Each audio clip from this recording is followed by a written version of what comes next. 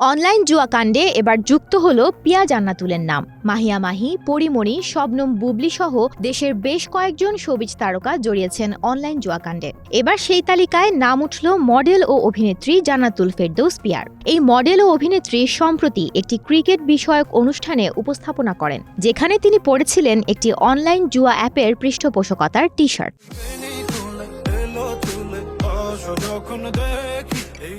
বিষয়টি নিয়ে গণমাধ্যমের প্রশ্নের জবাবে পিয়া জান্নাতুল বলেন, তিনি একজন ক্রিকেট প্রেমী। বাংলাদেশের ক্রিকেট নিয়েই কথা বলতে ভালোবাসেন তিনি শুধু ক্রিকেট নিয়ে পোস্ট করেছেন, যা ক্রিকেট সম্পর্কে তার ভালোবাসা প্রকাশ করে। জানা গেছে, পিয়া জান্নাতুল যে জুয়ার অ্যাপের টি শার্ট পরে অনুষ্ঠান উপস্থাপন করেছেন তা বাংলাদেশের সেরা জুয়ার এজেন্টদের একটি।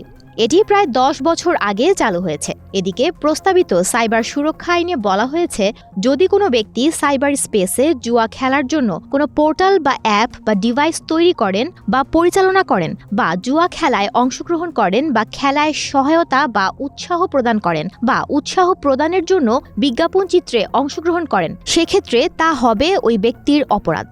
এর আগে নভেম্বর মাসেই এক অনলাইন জুয়ার অ্যাপের প্রচারণামূলক একটি ভিডিও নিজের ফেসবুক পেজে শেয়ার করেছিলেন ঢাকাই চিত্রনায়িকা বুবলি।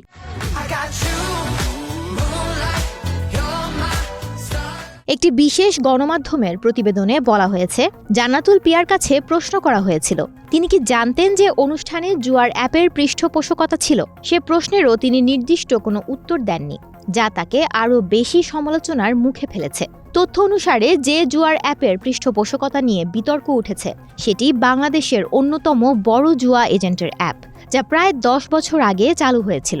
ওই অ্যাপটি বাংলাদেশের সাইবার স্পেসে একসময় বেশ জনপ্রিয় ছিল, তবে এর প্রচারণায় অংশগ্রহণ করা অপরাধ হিসেবে গণ্য করা হয়। সুমনা মোস্তফা, প্রবাস খবর।